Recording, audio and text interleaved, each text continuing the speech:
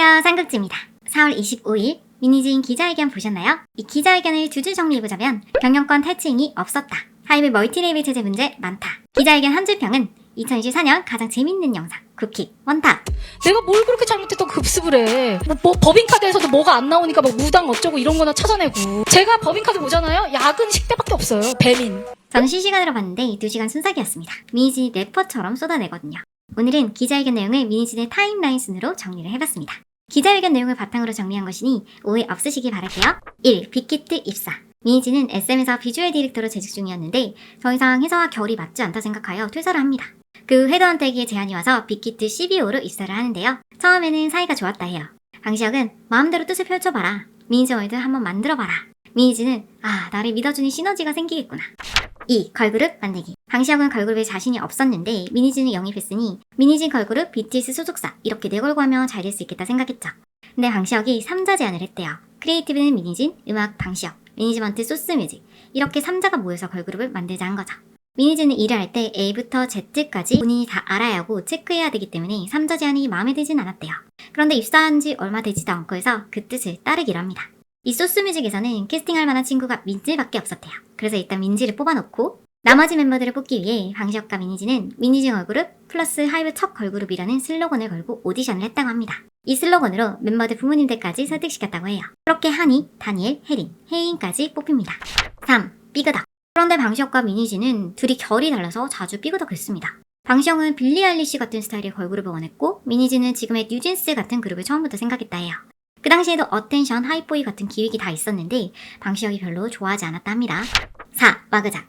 그렇게 뉴진스 데뷔를 준비 중에 있는데 어느 날 하이브에서 하이브가 첫 번째로 낼 걸그룹은 사쿠라 김채원을 필두로 한 르세라핌이라고 통보를 합니다.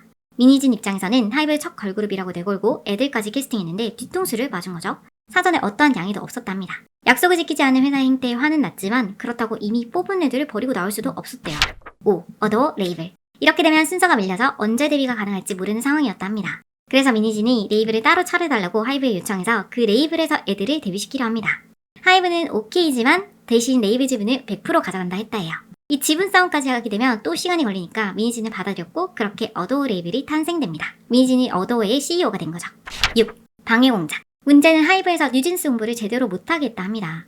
미니진은 이대로 안 되겠다. 나를 팔아서라도 홍보해야겠다 하고 유퀴즈에 나가기로 결심하는데요. 하이브 측에서는 이런 제재까지 했다고 합니다. 전원 신인 언급금지, 전원 10대 언급금지. 왜냐하면 하이브 측에서는 곧 데뷔할 르세라핌을 마치 미니진 걸그룹인 것처럼 사람들이 착각하도록 만들어야 한다는 거죠. 어떻게 보면 홍보에 미니진 이름을 이용하려 했던 거죠. 7. 데뷔 성공. 우여곡절 끝에 뉴진스 데뷔를 시켰는데 완전 성공적이었습니다. 그런데 뉴진스가 데뷔했을 때 방시혁은 축하한다는 말도 없었대요. 뉴진스가 좋은 성적을 냈을 때도 이런 노트로 대해서 둘의 골은 점점 깊어만 갑니다. 8. 노예 계약. 이 와중에 미니진은 하이브와 불공정 계약을 했다고 하는데요. 법적 문제로 인해 명확히 밝힐 수는 없지만 일종의 노예 계약 같다고 합니다. 지분 5% 정도가 묶였는데 잘못하면 하이브에 영원히 묶여야 할 상황인 거죠. 그래서 불합리한 부분을 수정하기 위해 올해 초부터 협상 중인 상태였는데 잘 안 되고 있었다 합니다. 9. 갈등 정점. 그러는 와중에 하이브 레이블 빌리프 랩에서 아일리시 데뷔를 합니다. 긴 생머리와 같은 이미지는 둘째 치고 포뮬러 자체를 따라했다 하는데요. 예를 들어서 뉴진스는 첫 무대보다 샤넬 행사에 먼저 참석했거든요. 그런데 의도한 것은 아니었고 우연에 의한 것이었는데 아일릿도 첫 무대보다 아크네 행사에 먼저 참석했다 합니다. 그리고 고궁에서 한복을 입고 화보를 찍은 것도 뉴진스가 처음이었다고 하는데요. 그것도 따라했다고 합니다.